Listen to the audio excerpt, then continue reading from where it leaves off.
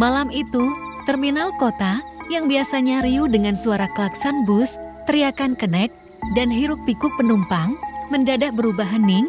Lampu-lampu jalan redup berkelip seolah lelah menopang terang, sementara udara terasa lebih dingin dari biasanya. Jam dinding tua yang menggantung di ruang tunggu sudah menunjuk pukul 11 malam. Hanya tersisa beberapa bus yang terparkir di deretan paling ujung, seolah ditinggalkan oleh para sopirnya. Terminal itu memiliki sejarah panjang, dibangun sejak era kolonial Belanda. Awalnya hanya sebagai tempat persinggahan kereta kuda, sebelum akhirnya dijadikan pusat transportasi bus kota. Konon, saat pembangunan terminal, ada banyak pekerja yang tewas akibat kecelakaan kerja, mulai dari tertimpa material, jatuh dari ketinggian, hingga tertimbun tanah. Beberapa orang tua di sekitar terminal percaya bahwa arwah mereka tidak pernah benar-benar pergi.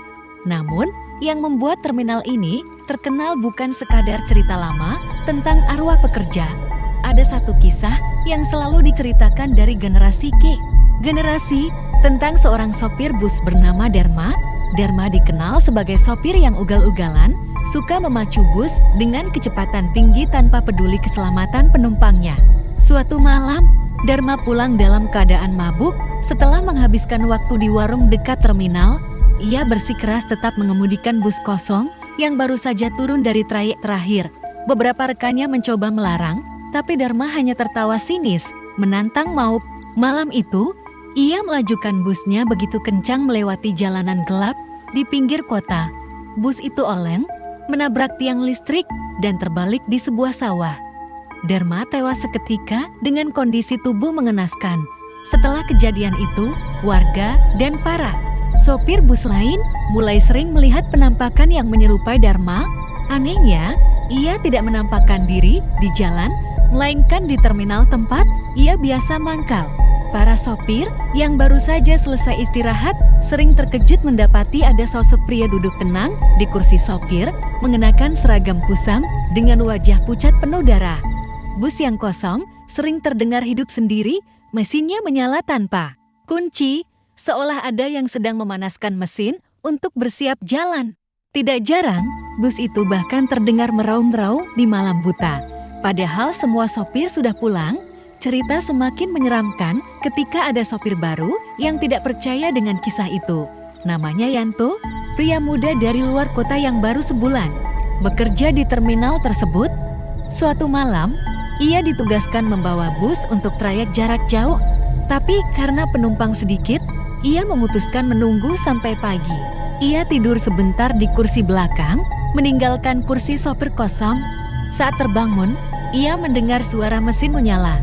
Yanto yang setengah sadar berjalan ke depan, dan betapa kagetnya ketika melihat ada sosok lelaki pucat duduk di kursi sopir. Tangan sosok itu menempel erat pada setir, matanya kosong, mulutnya tersenyum miring seperti mengejek. Yanto menjerit, lalu pingsan di tempat. Ketika ditemukan oleh petugas keamanan terminal, bus itu dalam keadaan mesin mati, kunci masih tersimpan di saku celananya. Sejak saat itu, kabar tentang hantu sopir semakin menyebar luas. Banyak sopir yang menolak untuk memarkir bus mereka di deretan ujung terminal karena diyakini itulah tempat Dharma sering menampakkan diri. Ada pula cerita penumpang yang mengaku melihat sosok pria berbaju sopir duduk di balik kemudi, padahal bus saat itu seharusnya dikemudikan oleh orang lain. Beberapa kali bahkan terdengar kisah penumpang yang tiba-tiba turun di tengah jalan karena merasa sopir yang membawa bus bukanlah manusia. Mereka berkata, wajah sopir itu tidak terlihat jelas, hanya samar dengan kulit pucat dan mata merah menyala. Yang lebih menyeramkan lagi, beberapa kali terjadi kecelakaan aneh di sekitar terminal. BAS yang baru saja diservis tiba-tiba remnya blong, atau sopir yang sehat mendadak jatuh sakit setelah menunggu terlalu lama di kursi sopir. Ada juga kejadian di mana bus yang seharusnya sudah terparkir rapi tiba-tiba bergeser sendiri, seperti ada yang mengemudikan meski tak ada orang di dalamnya. Semua kejadian itu membuat terminal ini semakin terkenal sebagai tempat angker. Namun, asal-usul keangkeran terminal tidak hanya berasal dari Dharma. Warga lama bercerita bahwa di tanah tempat Terminal dibangun dulunya, terdapat kuburan massal korban penyakit kolera di masa kolonial.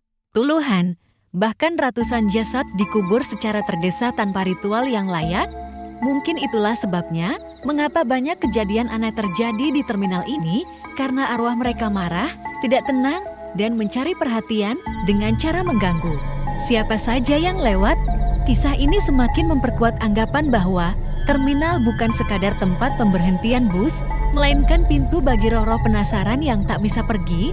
Semakin malam, suasana terminal berubah semakin menegangkan. Lampu jalan yang redup semakin terasa menakutkan. Suara anjing menggonggong bersahut-sahutan di kejauhan, seolah melihat sesuatu yang tak terlihat oleh manusia. Para petugas keamanan biasanya hanya berani berkeliling sampai jam 12 malam. Setelah itu, mereka memilih berkumpul di pos dan tidak lagi mendekati deretan bus kosong.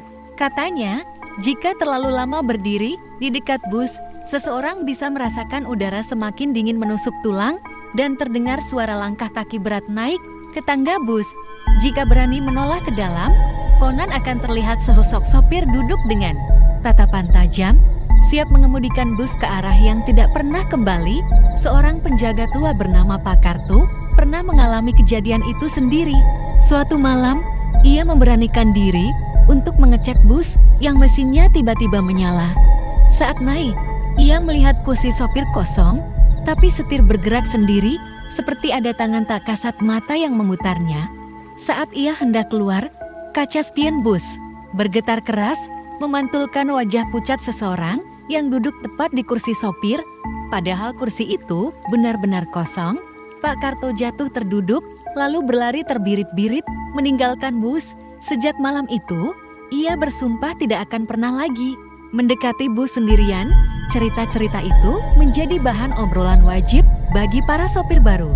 Sebagian menganggapnya sekadar cerita untuk menakut-nakuti, tapi sebagian lagi percaya penuh karena sudah mengalami sendiri.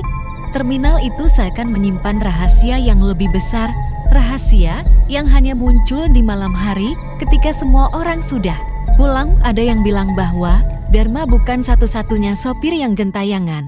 Beberapa sosok lain sering terlihat duduk di kursi penumpang. Wajah mereka kosong, tubuh mereka kaku, seolah masih menunggu perjalanan yang tidak pernah selesai. Meski begitu, terminal tetap beroperasi setiap hari. Ribuan orang masih naik dan turun bus tanpa tahu apa yang sebenarnya bersemayam di sana. Bagi mereka, terminal hanyalah tempat transit, tapi bagi sebagian sopir dan petugas yang sudah lama bekerja di sana, terminal adalah tempat di mana dunia nyata dan dunia gaib saling bersinggungan, dan kursi sopir yang seharusnya menjadi tempat penuh kendali justru menjadi singgasana bagi arwah penasaran yang menolak pergi. Dan setiap malam Jumat, cerita itu selalu kembali terdengar. Seorang sopir akan melihat bayangan samar duduk di kursi sopir, lalu hilang begitu saja. Mesin bus meraung, seperti dipaksa hidup, meski tak ada orang di dalamnya. Dan di balik semua kisah itu, ada satu pertanyaan yang selalu menghantui. Apakah Dharma hanya satu dari sekian banyak roh yang terjebak di terminal ini? Atau sebenarnya ada kekuatan yang jauh lebih besar yang menjadikan terminal sebagai rumahnya?